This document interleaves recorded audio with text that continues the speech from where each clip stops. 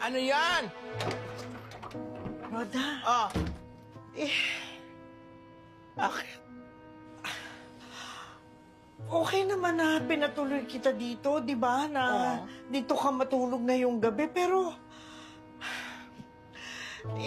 kwarto ko to eh. Kama namin yan eh. noon yon, hindi na ngayon. Wala ka na ba ibang tutulugan? Komportable na ako, di ba nakahiga na ako, oh? Roda naman, naawa lang nga ako sa'yo eh.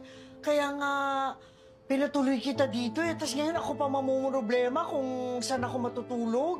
Alam mo, Marites, pag naapaalis mo ang jumper dyan sa kabilang kwarto, luluwang na ang bahay ninyo. Magkakaroon ka na ng magandang tulugan. But for the meantime, please, I need my privacy, please. Dali, Diyos ko, kailangan ko ng privacy. Please, leave. Antok na ako. Diyos ka naman. Okay, I need my pillow. Huwag naman lahat, Diyos ko. Paano na ako? Kinuha mo na nga ang kama Aray ko ko, eh. ano ba? Nagiging malupit ka na rin. Nakikita mong naganyan ang ulo ko.